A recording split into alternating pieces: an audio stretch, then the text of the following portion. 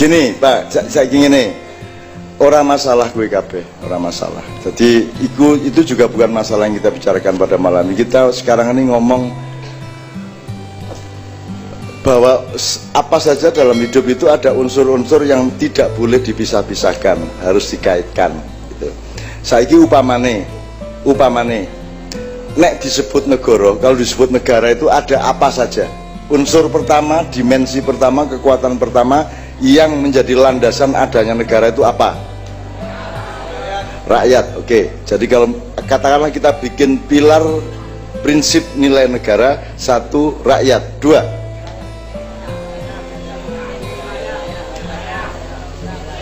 oke, wilayah. Gini, tanah airnya sudah jelas, ya. Kita punya tanah, punya air, teritorial jelas, maka bikin negara. Nah, dalam negara itu jangan dipikirkan lagi tanah dan air. Ini maksud saya. Meskipun tetap dalam konsep yang lain tetap kita omongkan itu, tapi maksud saya dalam hal ini adalah ini kita sudah jelas punya tanah, punya pulau, punya laut, terus kita bikin negara bareng-bareng. Nah, dalam negara yang kita bikin itu apa saja subjeknya atau dimensinya atau unsurnya? Pertama rakyat, kedua oke, sekarang gini, oke, saya mengerti itu juga benar. Yang saya maksud agak lebih spesifik, yaitu potensinya. Potensinya itu apa saja? Nah, supaya nanti pemerintahannya bisa ini itu, kalau kita menyadari potensi-potensinya. Jadi pertama, kekuatan rakyat, yaitu otoritas utama, otoritas paling mendasar. Itu bisa berlaku untuk kerajaan, bisa berlaku untuk demokrasi. Demokrasi itu kekuatan utamanya adalah rakyat. Oke. Di dalam rakyat ini nanti ada unsur-unsur. Apa saja? Di antara rakyat itu ada yang bagian menjaga tanah air. Katakanlah tentara rakyat, ini ya. Nah, tentara rakyat. Oke. TRI, Tentara Rakyat Indonesia, gitu ya. Oke. Nomor 3, supaya kita punya pemerintahan, supaya ada program pembangunan yang baik, supaya tercapai cita-cita kenegaraannya, kebangsaannya, di samping keamanannya dijaga, apa unsur yang ketiga? Apa Bu?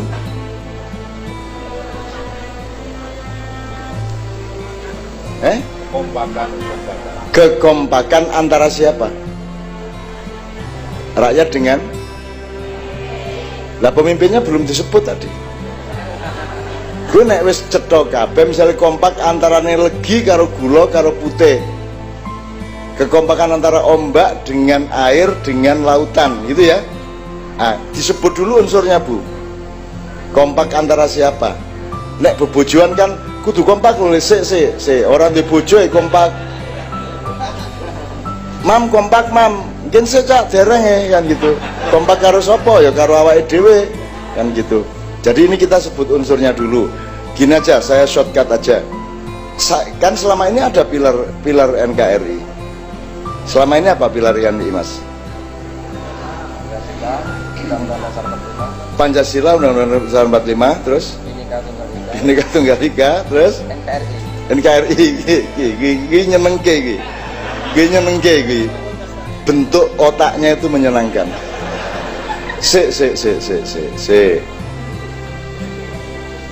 Oh, jadi nek Bhinneka Tunggal Ika dudu NKRI.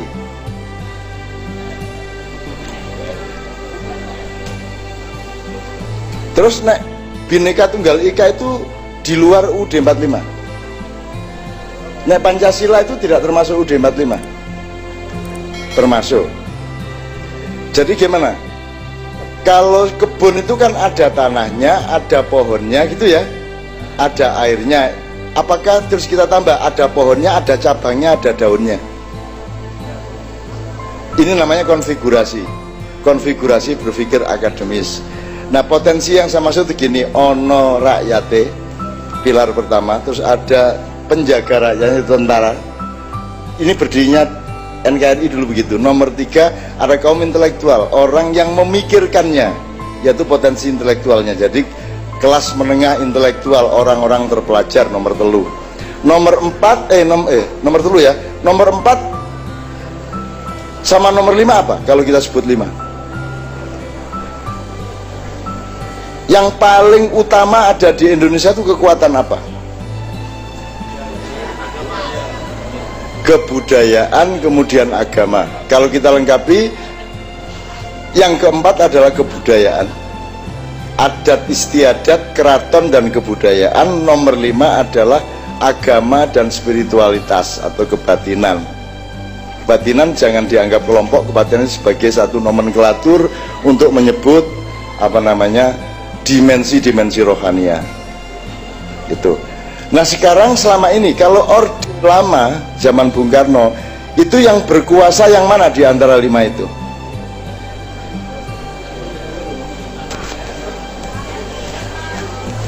Kalau yang paling cetok Orde Baru. Orde Baru itu yang berkuasa kaum intelektual apa militer? Militer. Kalau Bung Karno dulu? Bung Karno dulu adalah individu Bung Karno. Aku nomor 1 kan gitu. Jadi pokoknya semua taat sama Bung Karno. Di zaman Orde Baru kaum intelektual saat taat sama militer, ya Pak ya. Semua yang lain, agama taat sama militer, pekerja agama taat sama militer, pekerja kebudayaan taat sama militer. Di zaman reformasi yang berkuasa siapa sekarang? Rakyat. Bener. Enggak, ragu-ragu dewe kan.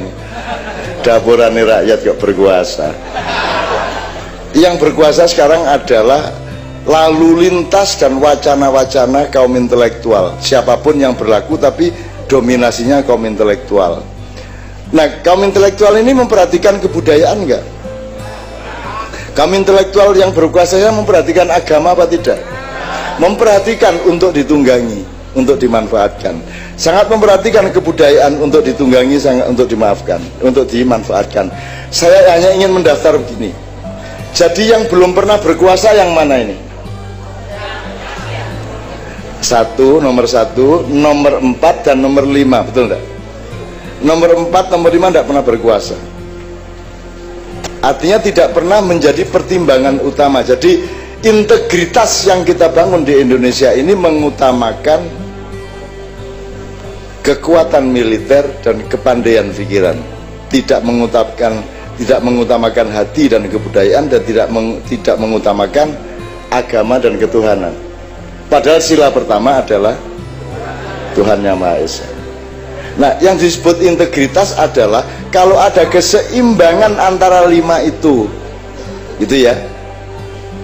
Nah, kalau mau ngomong seimbang nomor 5 itu sebenarnya yang paling primer yang mana? Yang paling primer itu yang mana? Agamanya apa, kebudayaannya apa, tentaranya apa, intelektualitasnya? Agama. Tapi kan kita tidak boleh bikin negara agama. Kita sudah berjanji begitu, nggak tahu siapa yang nyuruh gitu. Kan begitu kan? Tiba-tiba aja kita marah sama kamu, rento agama, kan gitu kan? Jadi Tuhan itu sudah lama tersinggung itu sudah lama. Oke, itu cara berpikir tentang integritas. Itu nanti berlaku atau tidak, diterusin apa tidak, monggo. Sebelum saya minta kepada beliau. Sekarang gini, saya ulang lagi mengenai Pancasila. Yang sudah dengar mohon sabar.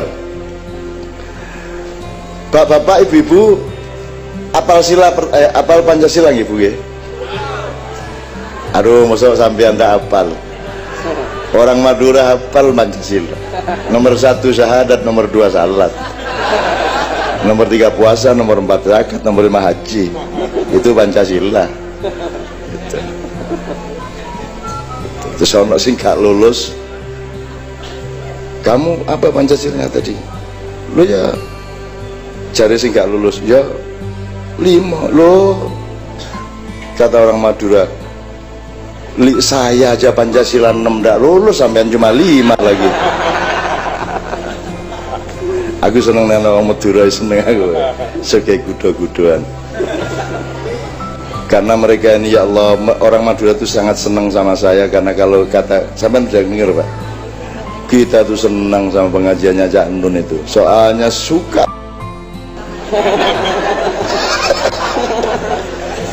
Ya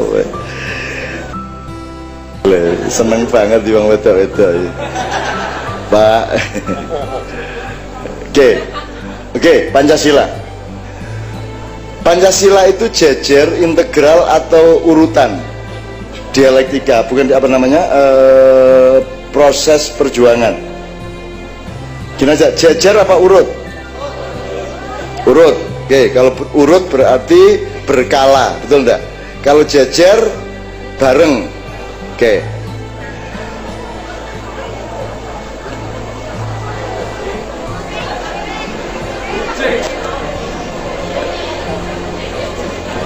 Kucingku nggih mboten napa-napa lah, sok yo sok nek bengi-bengi yo do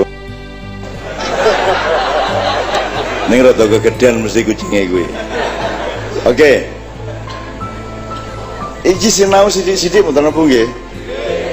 Tujuane dari 5 sila itu tujuannya sing nomor pira? Goalnya ibarat bal-balan iki dioper, digiring, silang.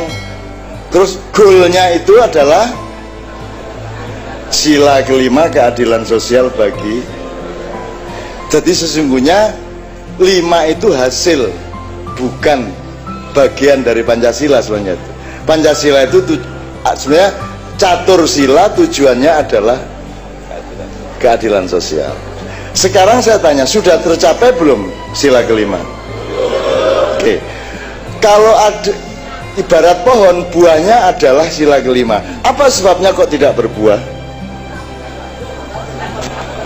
Oke, beliau menjawab langsung karena sila 1 sampai 4 belum dilaksanakan. Tapi diurut sih.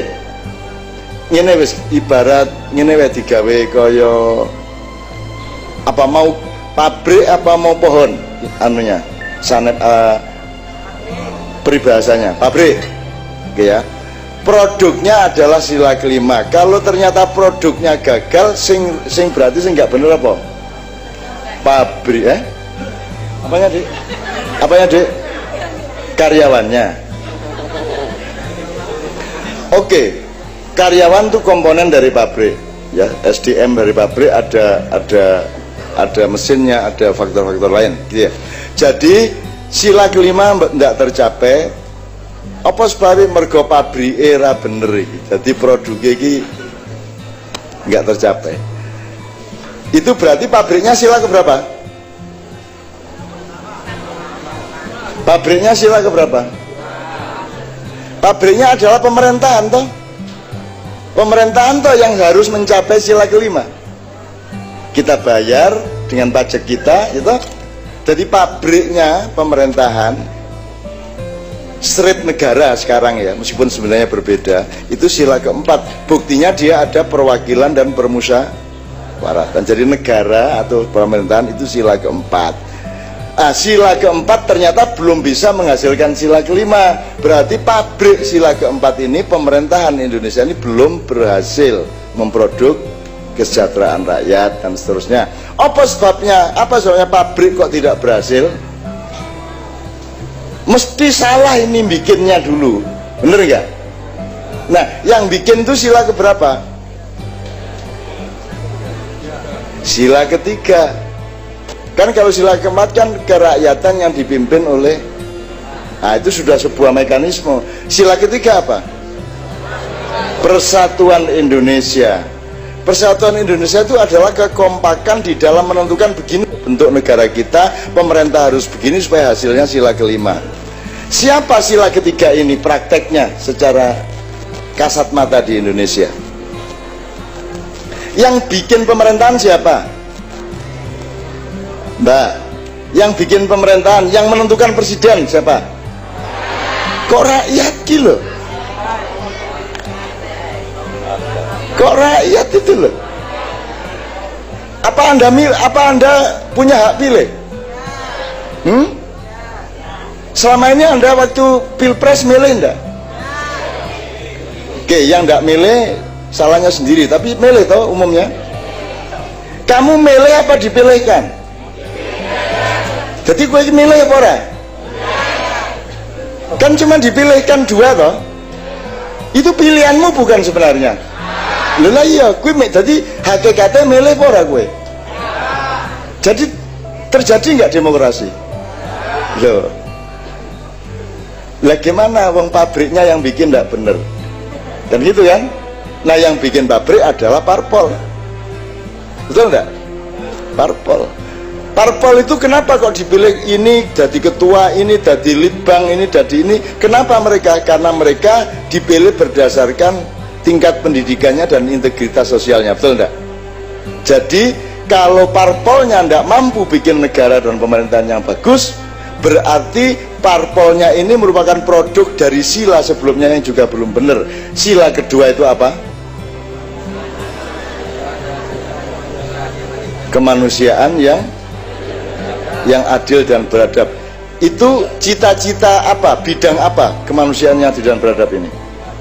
Pendidikan. Jadi kalau parpol nggak beres, menyebabkan negaranya nggak beres, berarti parpolnya itu hasil dari pendidikan yang nggak beres. Jelas ya? Ini bisa diurai, tapi pokoknya prinsipnya gitu. Kenapa pendidikan sampai nggak berhasil? Banyak sebabnya kalau mau didetail. Tapi intinya kalau menurut Pancasila, karena sila pertamanya tidak serius. Karena Tuhan tidak benar-benar dipercaya. Dan Tuhan tidak pernah menjadi pertimbangan di kampus kecuali UI sama UIN. Kalau di Gajah Mada kira-kira Tuhan laku nggak? Pernah dosennya menghubungkan pelajarannya dengan Tuhan. Ada kurikulum yang ini si Nazri ini dari UII fakultas apa Nazri? Teknik. Ini kembali ke problem mendasar. Teknik itu sudah kita simpulkan di dalam diskusi kita yang kemarin bahwa teknik itu adalah pelajaran agama. Kan gitu kan? Jadi pelajaran agama atau pelajaran umum tidak tergantung mata pelajarannya, tapi tergantung cara kita memandang mata pelajaran itu, betul enggak? Betul enggak? Ini ada yang masih mikir loh ini. Apa pelajaran agama yang paling utama dalam kesimpulan Mak Iya? Pelajaran agama yang paling utama, yang paling suci, yang paling sakral? Matematika. Pak Dekan, jadi pelajaran agama nomor 1 matematika, bukan syariat Islam, bukan mahfudot, hadis, tafsir. Tafsir kayak apapun kalau matematikanya tidak beres, mesti penyelewengan. Karena matematika itu tidak bisa ditawar. Biar orang NO, Ahlussunnah wal Jamaah, 5 kali 6 sama dengan 30. Meskipun dia kemudian pindah Muhammadiyah, tetap 30, gitu. Meskipun dia ikut PKB, tetap 30. Meskipun Rois Amnya sekarang itu ganti dengan kemarin, tetap 30. Meskipun dikasih duit berapapun, 5 kali 6 sama dengan 30. Itu suci luar biasa hisab itu. Nah bahasa Arabnya matematika kan hisab. Dan ternyata kalau diurut-urut di Al-Quran, urusan manusia semua ini endingnya adalah hisab. Jadi yang temenmu kan di MIPA, di UGM ya. Nah itu mereka itu orang yang paling mengerjakan pekerjaan yang paling suci, karena tidak bisa berkhianat dalam matematika. Kalau di politik mudah berkhianat, kehidupan sosial mudah berkhianat, pacaran aja berkhianat gampang. Jadi kalau mau cari pacar, lihat pelajaran matematikanya dapat berapa dia. Kalau kognitif, tapi kalau mental dan moral, lihat kebiasaannya matematis apa tidak. Jangan-jangan dia suka 5 kali 5 dibikin sama dengan 40, kan gitu. Maka dia akan jujur kepada Anda, kan gitu kira-kira ya. Oke, sampai di sini mudah-mudahan 5 sila tadi itu bisa kita pahami integritasnya satu sama lain, termasuk integralitas. Mungkin untuk bapak-bapak ibu-ibu yang di desa harus ben lah harap integralitas atau integritas ben baik. Saya sebelum saya mohon kepada Pak Dekan dulu ya, saya mohon nanti Pak Lurah sampean yang menguatkan yang poinnya di desa ini adalah X, sehingga dari seluruh ilmu kita nanti akan kita carikan jalan keluar.